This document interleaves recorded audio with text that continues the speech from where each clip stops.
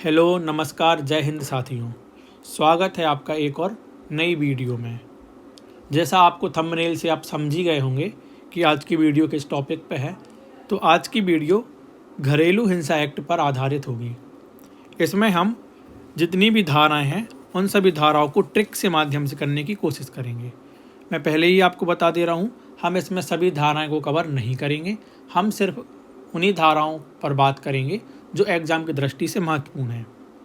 हाँ, और एक बात और, ये आपकी थर्ड वीडियो है। इसके पहले भी 2 और वीडियो मैंने अन्य टॉपिक पर बना दी हैं। अगर आपको और किसी अन्य टॉपिक पे आपको वीडियो चाहिए है तो आप मेरे को कमेंट में बता सकते हैं। और इसमें मैंने एक चीज़ और लिखा है कि हर शिफ्ट में पूछे जाने वाले प्रश्न, मतलब इसका मतलब ये है कि अभी तक जितने भी एग्ज़ाम हुए हैं उनमें हर शिफ्ट में 1 से लेकर 2 क्वेश्चन इस एक्ट के पूछे गए हैं। इसलिए इस एक्ट को आपको पढ़ना बहुत ही महत्वपूर्ण हो जाता है। तो देखते हैं कि इस एक्ट से कैसे कैसे क्वेश्चंस बनते हैं और उनको अपन लोग हैंडल कैसे करते हैं। तो देखते हैं पहला क्वेश्चन। पहला क्वेश्चन है, घरेलू हिंसा अधिनियम 2005 किस वर्ष लागू किया गया था? तो ये पहला ऑप्शन है इसमें 13 सितंबर 2005, दूसरा ऑप्शन है 26 अक्टूबर 2006, तीसरा ऑप्शन है 2 अक्टूबर 2007 और चौथा ऑप्शन है 15 अगस्त 2005।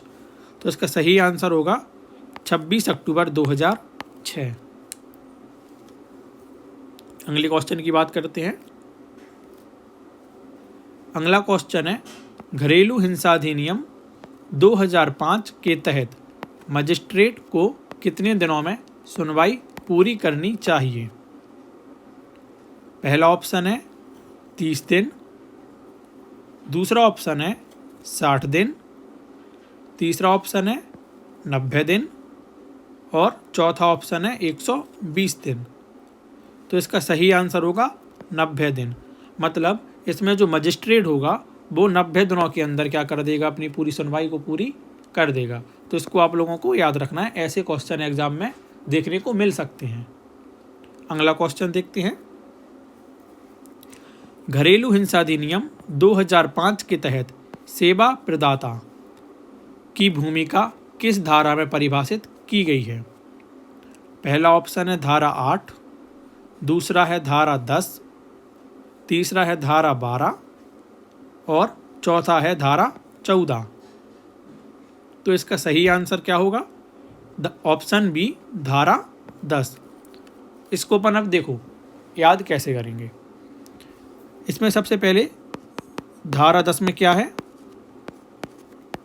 सेवा प्रदाता की बात की गई है। तो इसको ऐसे याद रखना है कि जो दास लोग होते थे ना पहले, वो क्या करते थे? सेवा करते थे।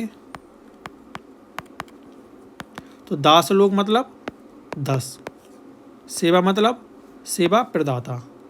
तो हो जाएगा आपको याद कि धारा 10 में क्या है, सेवा प्रदाता की बात की गई है। ट्रिक क्या थी? जो दास होते थे पहले वो क्या करते थे? सेवा करते थे।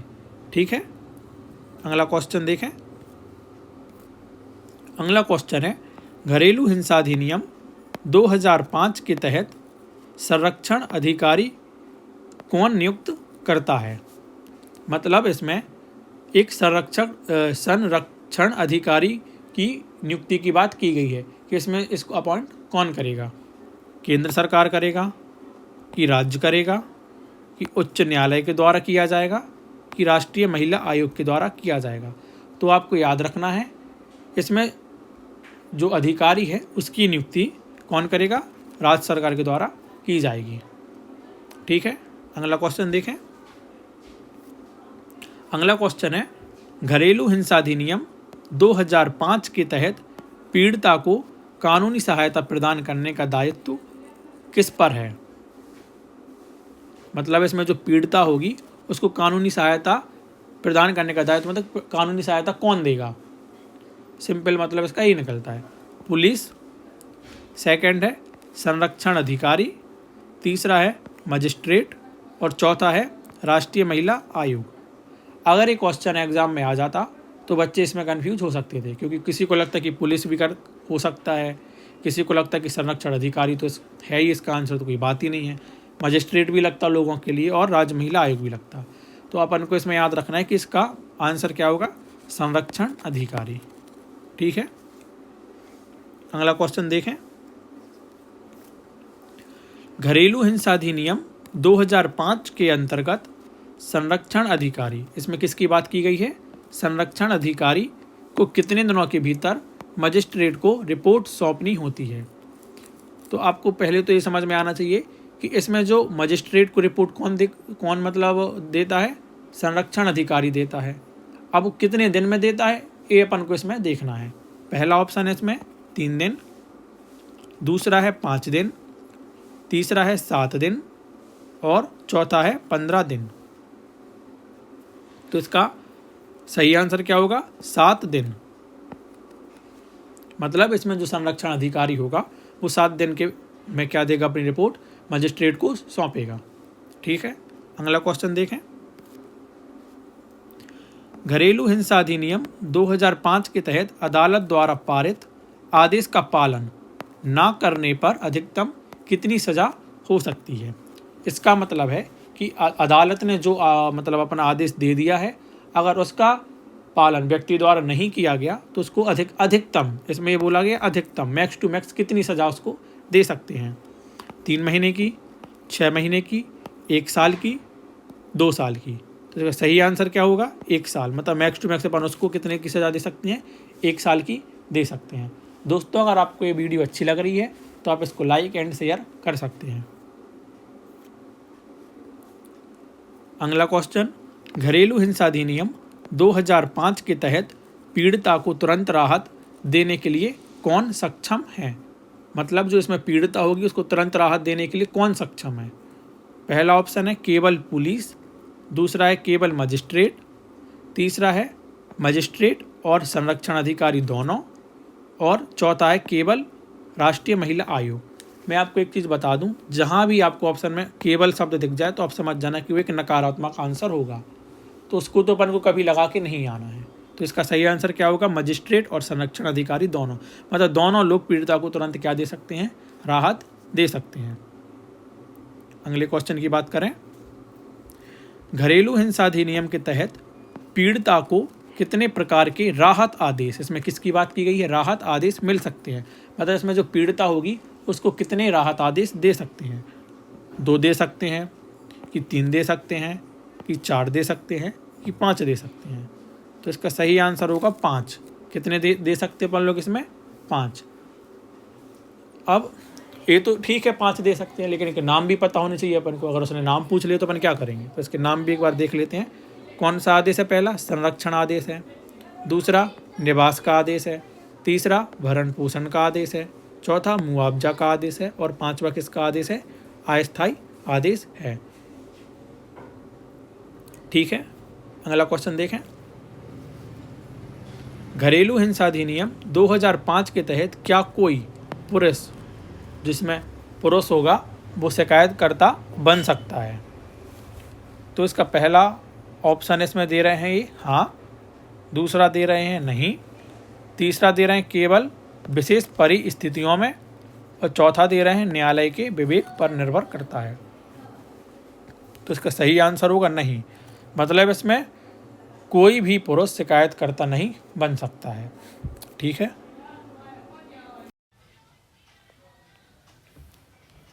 अगला क्वेश्चन। घरेलू हिंसा अधिनियम 2005 के तहत मजिस्ट्रेट को किन आदेश को जारी करने की शक्ति प्राप्त है। मतलब इसमें जो मजिस्ट्रेट होगा वो किन आदेश को जारी कर सकता है, तो उसमें कौन कौन सी पावर्स होंगी इस एक्ट के थ्रू। तो पहला है संरक्षण आदेश, निवास आदेश, मुआवजा आदेश कि सभी। इसका आंसर होगा सभी। अभी अपन लोगों ने देखा था पीछे कि वो कितने प्रकार की राहत आदेश दे सकता है, तो देखा था कि 5 तरह के क्या दे सकता है, वो राहत आदेश दे सकता है। तो आपको इसको याद रखना है। अगला क्वेश्चन, घरेलू हिंसा अधिनियम 2005 की धारा 14 किससे संबंधित है? पहला ऑप्शन है इसका संरक्षण अधिकारी की नियुक्ति, दूसरा ऑप्शन है परामर्श, तीसरा है वित्तीय सहायता और चौथा है पुलिस सहायता। तो इसका सही आंसर होगा परामर्श। मतलब धारा 14 क्या बोलता है? परामर्श संबंधी प्रावधान को ये बोलता है। अब इसको याद करना है कि इसको याद कैसे होगा, पढ़ तो लिया है इसको। तो इसको याद रखने का ऐसा तरीका है कि चौधरी ने, तो चौधरी एक व्यक्ति है, उसने क्या किया? चौधरी ने हिंसा संबंधी परामर्श दिया। क्या दिया चौधरी ने? चौधरी ने हिंसा इसलिए अपन ने इसमें ऐड किया है कि अपन को याद आ जाए कि हिंसा संबंधी, घरेलू हिंसा से संबंधित एक कोई ट्रिक थी। और चौधरी मतलब 14 और हिंसा संबंधी परामर्श मतलब यही आ जाएगा इसका। तो चौधरी ने हिंसा संबंधी परामर्श दिया। चौधरी मतलब धारा 14, हिंसा मतलब घरेलू हिंसा का एक्ट हो गया ये, और परामर्श जो अपन ने अभी पढ़ा है प्रावधान धारा 14 में परामर्श का प्रावधान है, तो परामर्श। ठीक है, अगला क्वेश्चन देखते हैं। घरेलू हिंसा अधिनियम 2005 के तहत कौन सा घरेलू हिंसा से प्रभावित महिला की सहायता के लिए सेवा प्रदाता के रूप में कार्य कर सकता है? तो इसका पहला ऑप्शन है एनजीओ। इसका आपको हिंदी और इंग्लिश दोनों याद रखना है। एनजीओ को हिंदी में बोलते हैं गैर सरकारी संगठन, मतलब कोई भी पंजीकृत गैर सरकारी संगठन। दूसरा है कोई वकील, तीसरा है पुलिस अधिकारी, चौथा है केवल मजिस्ट्रेट। तो इसका सही आंसर क्या होगा? कोई भी पंजीकृत गैर सरकारी संगठन। अगला क्वेश्चन देखते हैं। घरेलू हिंसा अधिनियम 2005 के तहत पीड़िता को वित्तीय सहायता दिलाने का प्रावधान किस धारा में है? मैंने आपको बताया था ट्रिक के माध्यम से। चलो देखते हैं, पहले इसके ऑप्शन से देख लेते हैं एक बार, शायद आपको याद आ जाए। धारा 18, दूसरा है धारा 19, तीसरा है धारा 20 और चौथा है धारा 21। तो इसका सही आंसर होगा धारा 20। मैंने आपको बताया था कि अगर आपसे वित्तीय या मौद्रिक सहायता पूछे, क्या पूछे? वित्तीय या मौद्रिक सहायता। तो मैंने आपको बताया था कि अगर वित्तीय और मौद्रिक सहायता पूछेगा तो अपन ने कितने रुपए की उसको वित्तीय सहायता दी थी? 20 रुपए की दी थी। और मुआवजा कितने रुपए का दिया था अपन ने? 22 रुपए का दिया था। तो इसको आपको ऐसे याद रखना है। ठीक है, लास्ट में अपन लोग एक बार इसकी सारी धाराओं को एक बार रिकॉल कर लेंगे। अगला क्वेश्चन है। घरेलू हिंसा अधिनियम 2005 के तहत संरक्षण अधिकारी द्वारा प्रस्तुत की गई रिपोर्ट की सत्यता की पुष्टि कौन करता है? मतलब जो इसमें संरक्षण अधिकारी द्वारा एक रिपोर्ट दी जाएगी, किसको? मजिस्ट्रेट को। अपन देख चुके हैं पहले। तो इसकी जो रिपोर्ट मतलब जो देगा मजिस्ट्रेट को, उसकी सत्यता की पुष्टि कौन करेगा? अब ये बताओ, अगर मैंने आपको कोई एक रिपोर्ट दी तो उसकी पुष्टि आप करोगे कि आप कोई किसी और से करा लोगे? तो आप ही करोगे, मतलब मजिस्ट्रेट ही करेगा। इसमें ऑप्शंस देखते इसके, पुलिस हो गया, मजिस्ट्रेट हो गया, महिला आयोग हो गया और राष्ट्रीय मानव अधिकार हो गया। तो इसका सही आंसर क्या होगा? मजिस्ट्रेट। तो मतलब इसमें जो संरक्षण अधिकारी मजिस्ट्रेट को रिपोर्ट देता है, तो मजिस्ट्रेट ही इसकी सत्यता की क्या करता है? जांच करता है। अगला क्वेश्चन देखते हैं। घरेलू हिंसा अधिनियम 2005 के तहत आरोपी के खिलाफ कार्रवाई करने के लिए मजिस्ट्रेट किस प्रकार की सुनवाई करता है? खुली अदालत में, पहला ऑप्शन है इसका। दूसरा है बंद कमरे में, तीसरा है केवल पीड़िता की सहमति से और चौथा है मजिस्ट्रेट के विवेक पर। तो इसका सही आंसर क्या होगा? बंद कमरे में। ये पूरा कॉमन सेंस बेस्ड क्वेश्चन है, इसको आप बिना पढ़े भी करके आ जाओगे। ठीक है, अब एक चीज़ देखते हैं, जो अपन एक्ट पढ़ रहे हैं घरेलू हिंसा का, अगर इसमें क्वेश्चन आ जाएगा कि भैया इसमें टोटल धारा कितनी है या टोटल अध्याय कितने हैं, तो ये भी आना चाहिए अपन को। तो इसमें टोटल धाराएं कितनी है? 37 है। और टोटल अध्याय कितने हैं भैया? 5 हैं। अब इसको याद भी करना है कि इतने सारे एक्ट हो जाएंगे तो अपन इसको याद कैसे रखेंगे? तो इसको याद रखना है धारा 37, मतलब इसमें टोटल धाराएं कितनी है? 37। और आपको एक चीज़ और याद रखना है, अपन को पूरी 37 की 37 धाराएं याद नहीं करनी है। अपन को सिर्फ वो धाराएं याद करनी है जो या तो पिछले एग्जामों में पूछी गई हैं या जो बहुत अति महत्वपूर्ण है, उनको ये अपन इसमें याद रखेंगे। अगर आप 37 की 37 धारा याद करने जाओगे तो आपको एक भी धारा याद नहीं होगी, और एग्ज़ाम में वो सिर्फ 1 या 2 धाराएं पूछ रहा है, तो अपन को ज़्यादा लोड भी नहीं लेना है, 1-2 नंबर के पीछे ज़्यादा मेहनत नहीं करनी है। ठीक है, फिर भी अपन लोग इसको देख लेते हैं कि इसको याद कैसे रखेंगे, क्योंकि क्वेश्चंस आने की संभावनाएं हो जाती हैं। तो धारा 37, तो इसको याद रखना है कि सतीश ने हिंसा की। क्या की? सतीश ने हिंसा की। जिसका भी नाम सतीश हो कृपया बुरा ना माने, कि सिर्फ ट्रिक बनाने के लिए नाम लिया गया है। तो सतीश ने क्या की? हिंसा की। तो सतीश से 37 और हिंसा से घरेलू हिंसा हो गया। ठीक है, अब धारा अध्याय इसमें 5 है, तो इसको कैसे याद रखोगे? तो भैया सतीश ने हिंसा कैसे की? तो सतीश ने हिंसा पंचमार्क की। क्या की? पंचमार्क की, मतलब उसने ऐसा पंच मारा और क्या कर दी? उसने हिंसा कर दी। तो अध्याय 5 और धारा टोटल कितनी है? 37 है। याद हो गया? चलो, अगर आपको और किसी टॉपिक पे अगर आपको वीडियो चाहिए है ट्रिक्स के साथ, तो आप मेरे को कमेंट कर सकते हैं, मैं उसके लिए जल्दी आपके लिए वीडियो प्रोवाइड करा दूंगा।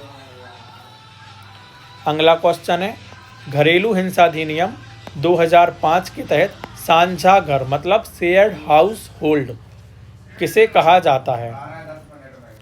पहला है जहां परिवार एक साथ रहता है, दूसरा है जहां केवल पति पत्नी रहते हैं, तीसरा है जहां महिला अकेली रहती है, और चौथा है केवल वह घर जो महिला के नाम पर हो।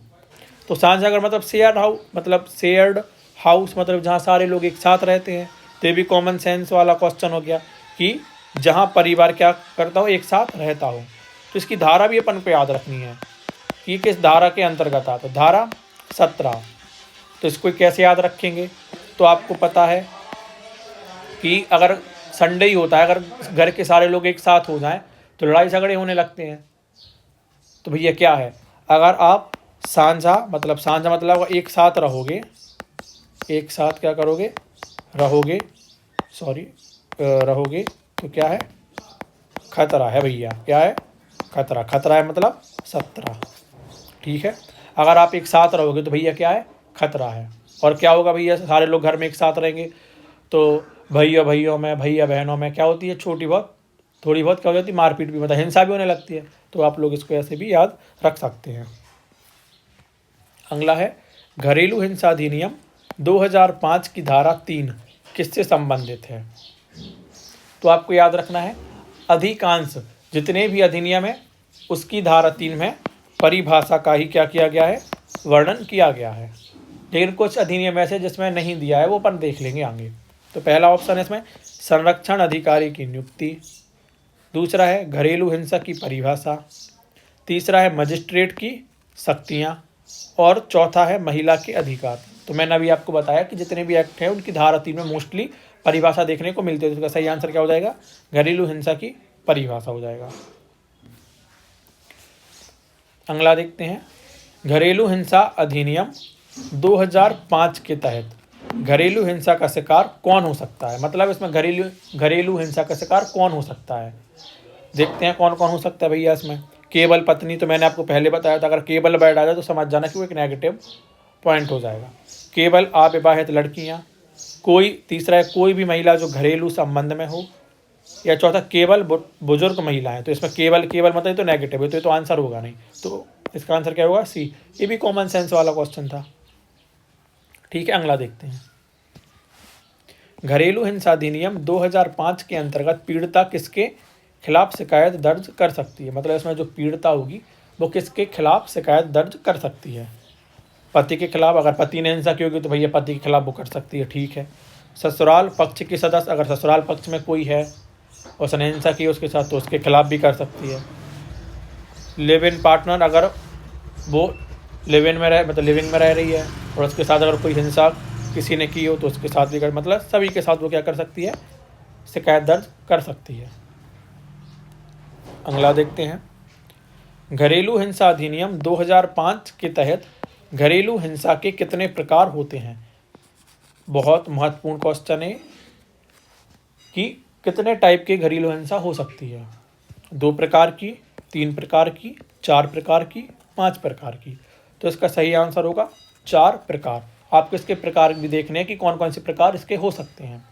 तो शारीरिक रूप से भी मतलब हिंसा हो सकती है, मानसिक रूप से भी हो सकती है, यौन रूप से भी हो सकती है और आर्थिक शोषण भी उसका किया जा सकता है। तो 4 प्रकार से क्या होती है इसमें हिंसा। और इसमें 5 प्रकार की अपन ने देखा था कि राहत आदेश दे सकता है, राहत संबंधी आदेश दे सकता है।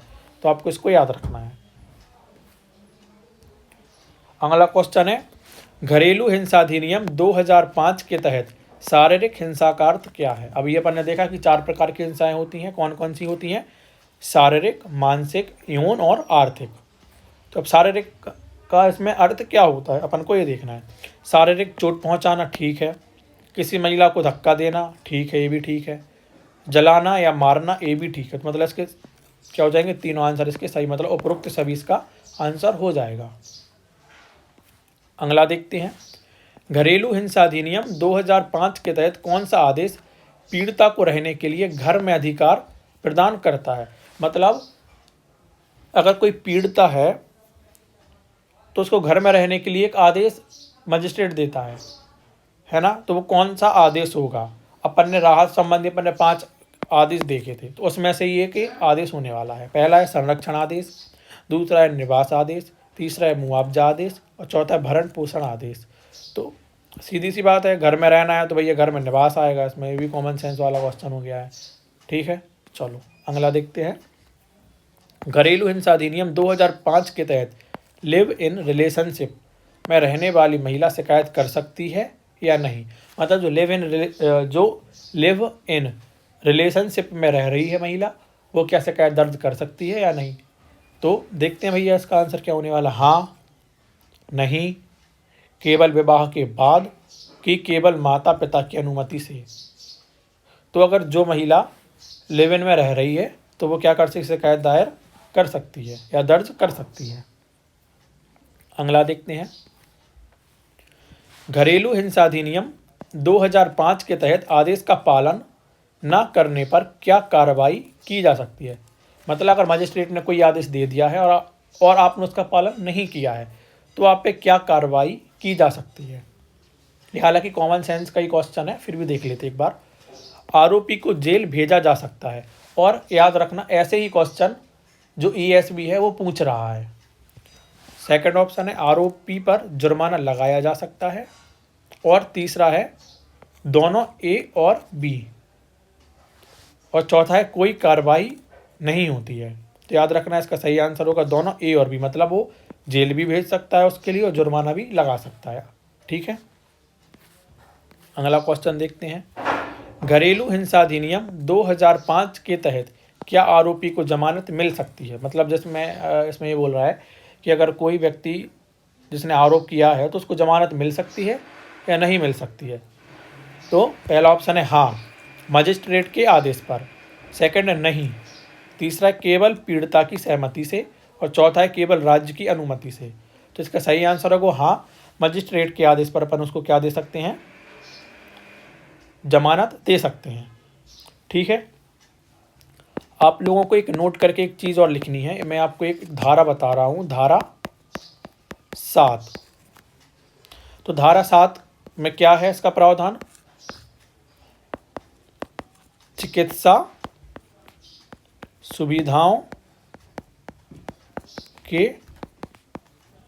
कर्तव्य। मतलब धारा 7 में बोला गया है कि चिकित्सा सुविधाओं के कर्तव्य होंगे देने के लिए। ठीक है, तो इसको कैसे याद रखेंगे?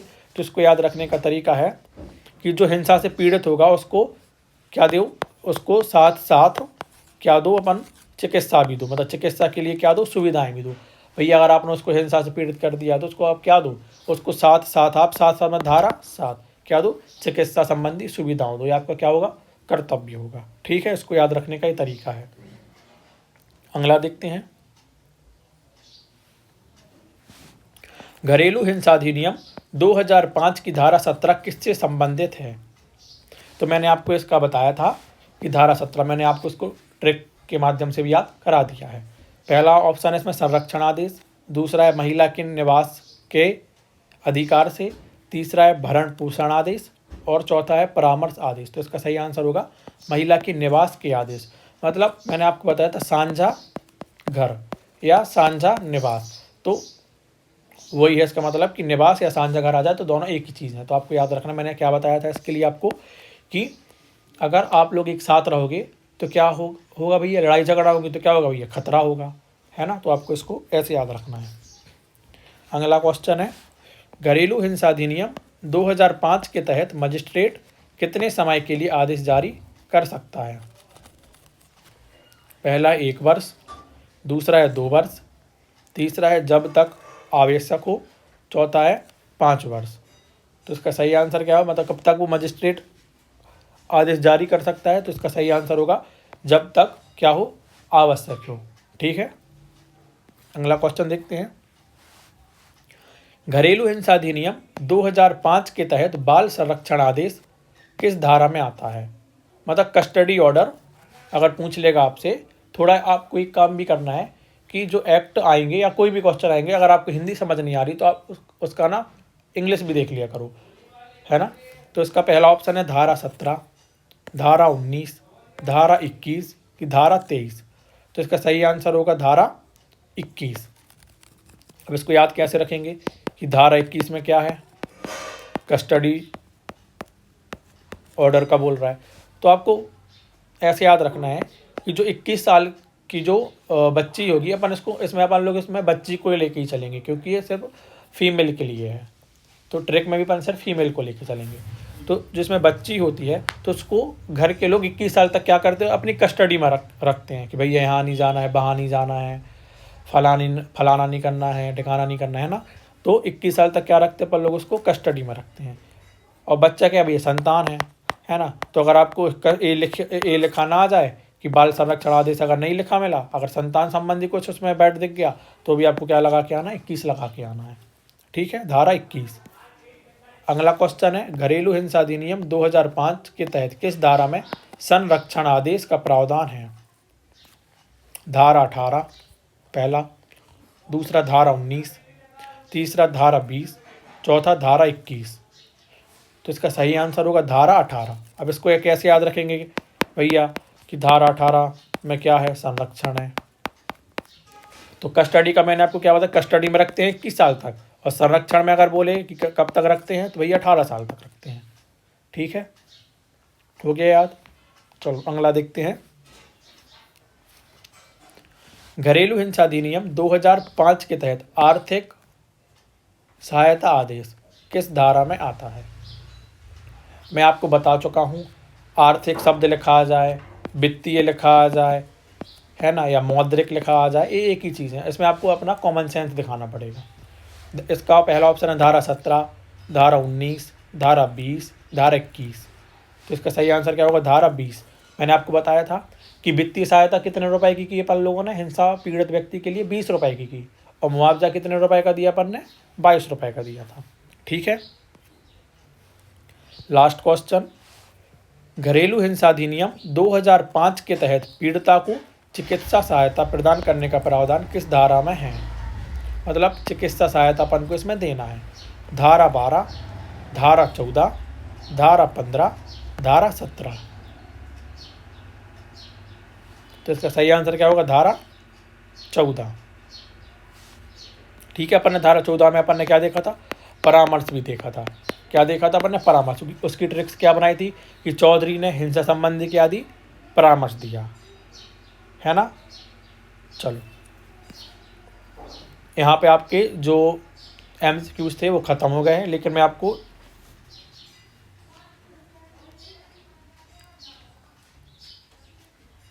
एक सेकेंड, हाँ, जितनी भी महत्वपूर्ण धाराएं थी वो आपकी कंप्लीट हो चुकी हैं। अगर आपको किसी और एक्ट की ऐसे ही ट्रिक्स के साथ या कोई और यूनिट 1, 2 या 3 या 4 का कोई भी टॉपिक आपको चाहिए हो तो आप मेरे लिए कमेंट में बता सकते हैं, मैं आपके लिए प्रोवाइड करा दूंगा। आशा करता हूँ कि आप ये वीडियो शेयर करेंगे और लाइक भी करेंगे। मिलते हैं एक अगली वीडियो के साथ। धन्यवाद।